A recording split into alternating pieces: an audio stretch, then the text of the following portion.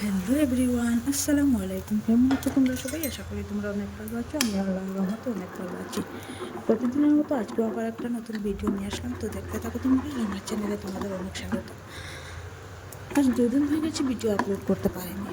বুঝতেই পারছো তো, সময় থাকে না, মেয়েদের হাতে অনেক কাজে ব্যস্ত থাকে মেয়েরা। তো আজকে একদম ছোট্ট একটা ভিডিও, মানে সিম্পল একটা ভিডিও নিয়ে এসেছি। তো এখানে আমি আর কোনো ধরনের ভিডিও এড করিনি। তো একটাই ভিডিও করেছিলাম, তো সেটাই আজ আপলোড করছি।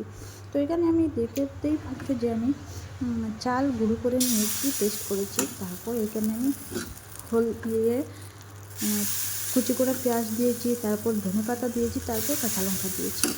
তো এখানে আমি দোসা তৈরি করছি। আর এই কড়াইটাতে না দোসাটা খুব সুন্দর হয়, খুব ভালো লাগে, মানে যখন হয় না খুব সুন্দর হয়ে ওঠে।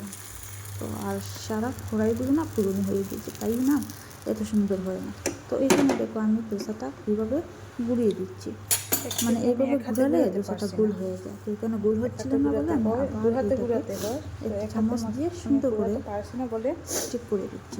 তারপর এটাকে আমি ঢেকে দেবো। তারপর 5-10 মিনিট পর ওইটাকে আমি আবার খুলে নেব, মানে ঢাকনাটা সরিয়ে দেখবো কেমন হচ্ছে। তো ওইখানে দেখো 5-10 মিনিট লাগে না, মানে 3 মিনিটের মতোই হয়ে যায়, আঁচটা কমিয়ে। তো এখানে আমি একটু তেল দিয়ে দিচ্ছি। তোমরা চাইলে তেলও দিতে পারো, আর ঘিটা দিলে আরও একটু বেশি টেস্টি হয়। কারণ আমার ঘরে ঘি নেই, আমি যতক্ষণ না বাজার করবো ততক্ষণ ঘি আসবে না। ও কিন্তু ঘি টি ওইসব বেশ কিনে না। তো এখানে দেখো আমার দোসাটা কি সুন্দর হয়েছে, তাই না? ভালোই লাগছে দেখতে। তো আমি সিটি স্ক্যান করেছিলাম যে, তো এই সিটি স্ক্যানের রিপোর্টটা এসেছে। ডাক্তারের কাছে যাব, গিয়ে দেখাবো যে ওইটাতে কোনো ডিফেক্ট আছে কি না বা কোনো সমস্যা আছে কি না, তারপর তোমাদের সাথে আমি শেয়ার করব। আর ডাক্তারের কাছে যাব বলছি, তো বললেই তো যাওয়া হয় না, অনেক সময় লাগে। তো এখানে আমি দোসাটাকে ভালো করে কড়কড়া করছি, মানে ভাজা ভালো হলে খেতে ভালো হয়। অনেকেই আছে আবার নরম নরম তুলতুলি ভালোবাসে, তো আমার মনে হয় একটু কড়কড়া হলেই ভালো হয়। তো আমি এরকমই করি। আর ঈশের পাপাও কিন্তু এরকম খেতে পছন্দ করে। আর ওই ভিডিওটা না অনেক আগের, মানে যখন মিষ্টি ছিল আমার বাড়িতে তখনকার ছিল। তো আমি ভিডিওটা এডিট করতে পারিনি বলে তোমাদের সাথে শেয়ার করতে পারিনি। আর সময়ও তো নেই যে এডিট করব।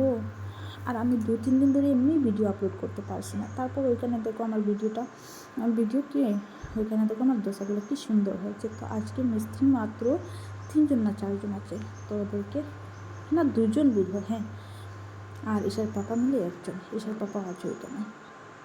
তো ওদেরকে দেখিয়ে দিচ্ছে কী করতে হবে না হবে। তো আশা করি না তোমাদের সাথে আমি সব ভিডিও আপলোড করতে চেষ্টা করব, কিন্তু পার্সোনাল সময় অভাবে সেটা তোমরা বুঝে নিও। তো এখানে আমি নিয়ে মিস্ত্রি আঙ্কেলকে ডাক দেবো যে নিয়ে যান। তো উনি এসে নিয়ে যাবেন, তারপর আমার অন্য কাজে আমি ব্যস্ত হয়ে যাব। তো ওনাকে আমি ডাক দিচ্ছি, উনি আসছেন। তো আজকের ভিডিওটা এখানেই শেষ করলাম, আর অন্য একটা ভিডিওর সাথে দেখা হবে। আল্লাহ হাফিজ, ভালো থেকো সবাই।